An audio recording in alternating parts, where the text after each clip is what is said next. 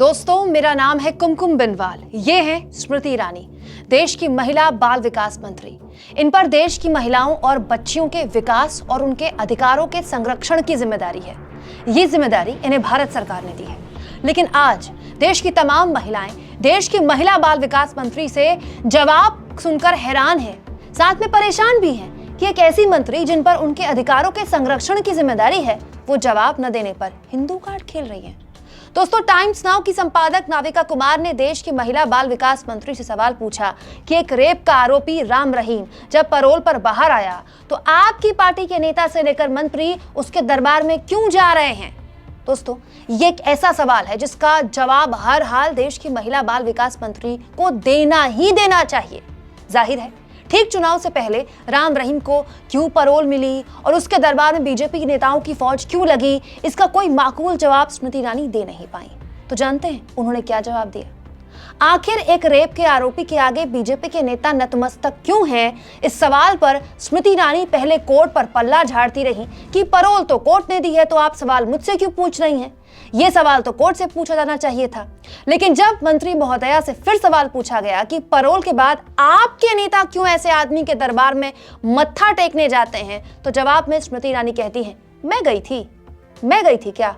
बार बार स्मृति ईरानी इस जवाब को व्यक्तिगत बनाने की कोशिश करती हैं। तो फिर सवाल किया जाता है कि आपकी पार्टी के लोग तो गए ना। तो फिर जवाब में स्मृति ईरानी कहती हैं कि कोई पुरुष नेता कुछ करेगा तो आप उससे कुछ नहीं कहेंगी, महिला आपके सामने आएगी उससे कहेंगी। ये हेडलाइन नहीं है। तो मतलब यहाँ महिला कार्ड खेल गई स्मृति ईरानी। दोस्तों, स्मृति ईरानी से फिर सवाल पूछा गया कि ये सब आपके कलीग्स हैं, ये सब जाकर वहां सत्संग में बैठते हैं, आपको बुरा नहीं लगता? अब देश की महिला बाल विकास मंत्री का जवाब सुनिए। पहले तो मैं दोबारा कहती हूं, आप जब सत्संग शब्द का इस्तेमाल करती हैं तो कहीं ना कहीं आप इस बात को कुरेद रही हैं। आप ये इसीलिए कह रही हैं कि मेरे अंदर के हिंदू को कुरेद दें और बार बार कहें, अरे सत्संग में गए। दूसरे धर्म में आपको दिखाई दिए हैं?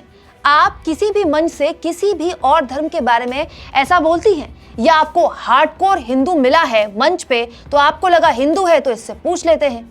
दोस्तों, सवाल था कि एक रेप के आरोपी के आगे बीजेपी के नेता नतमस्तक क्यों हैं?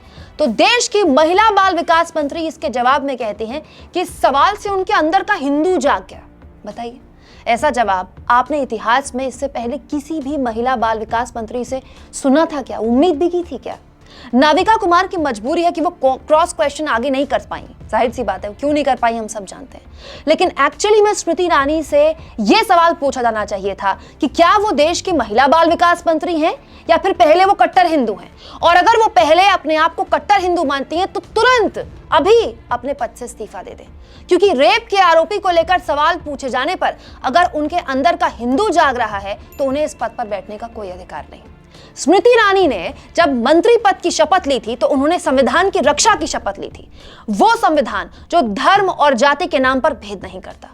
लेकिन मंत्री बनने के बाद रेप के आरोपी में देश की महिला बाल विकास मंत्री को हिंदू दिखता है। दूसरी बात यह कि क्या स्मृति ईरानी भूल गई कि यहाँ तो आरोपी और पीड़ित दोनों हिंदू थे? ये देखकर भी उनका अंदर का हिंदू जागा नहीं क्या? अंदर के हिंदू को गुस्सा नहीं आया क्या? जिस धर्म में औरत को देवी माना जाता है, उस औरत के साथ रेप करने वाले पर सवाल पूछने पर स्मृति ईरानी के अंदर का हिंदू जाग रहा है, तो इससे ज्यादा अपमान हिंदू धर्म का और क्या हो सकता है? दोस्तों, कायदा यह बनता है कि देश की महिला बाल विकास मंत्री को इस जवाब में ना तो महिला कार्ड खेलना चाहिए था, ना ही हिंदू कार्ड खेलना चाहिए था। जरूरत नहीं थी इसकी। वो सीधा बोल सकती थी कि मेरे पार्टी के लोगों ने जो किया, देश की महिला बाल विकास मंत्री होने के नाते मैं उसकी भर्त्सना करती हूँ और उम्मीद करती हूँ कि ऐसे लोगों पर मेरी पार्टी कार्रवाई करे। लेकिन उससे अलग स्मृति ईरानी इस पर हिंदू कार्ड खेल गई। इससे ज्यादा बदकिस्मती इस देश की क्या होगी कि उसे ऐसी महिला बाल विकास मंत्री मिली हैं जो एक रेप के आरोपी के खिलाफ एक शब्द नहीं बोल पाई, क्योंकि यह करने से उनके अंदर का हिंदू जाग जाता है। दोस्तों, भारत एक ऐसा देश है जहां घर के अंदर हो, घर के बाहर हो, महिलाएं और बच्चे हिंसा का शिकार होते हैं, अत्याचार का शिकार होते हैं।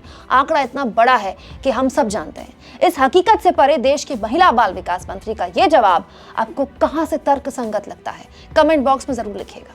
और दोस्तों, चैनल को ज्वाइन भी करें, सब्सक्राइब भी करें। और अगर आप चाहते हैं तो इस तरह की खबरें हम आपके सामने और रखते रहें, तो हमारे फ्री जर्नलिज्म को सपोर्ट करें। जितना हो सके थैंक्स के ऑप्शन पे क्लिक करें।